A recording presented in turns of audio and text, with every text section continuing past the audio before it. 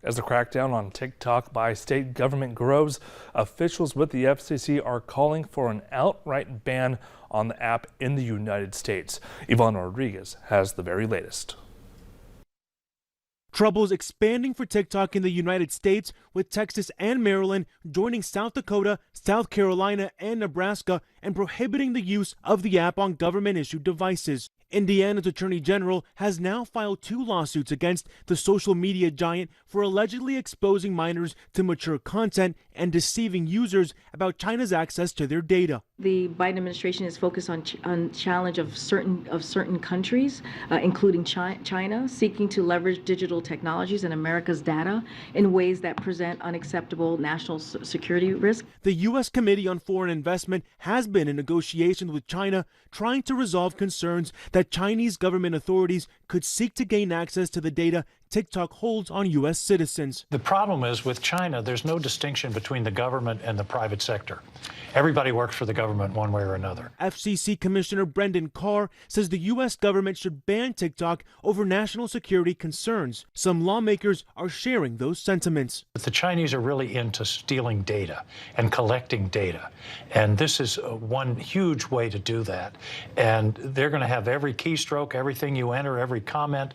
I think it is very dangerous. I'm Ivan Rodriguez reporting. TikTok says it's confident an agreement can be reached to satisfy national security concerns. Well, Russian President Vladimir Putin says that more prisoner swaps between the U.S. and Russia are possible. Putin was speaking at a news conference earlier and says that the United States freed Russian arms dealer Viktor Bout in exchange for U.S. basketball player Brittney Griner. And this was the most high-profile prisoner exchange between the two countries in years. Now, Russia continues to hold Paul Whelan, a U.S. Marine Corps veteran who was convicted of espionage in 2020 in a trial that the U.S. diplomats said had been unfair. Well, police have not yet identified a woman and a child that were found submerged in a vehicle in a Milwaukee lake. Take a look at that right there. Police responded in the early afternoon yesterday with a dive team and paramedics and were able to pull the victims out of the lake. The medical examiner is also confirming the deaths of the 2 people. And authorities have not yet revealed the identities of the little girl or the woman or what exactly happened.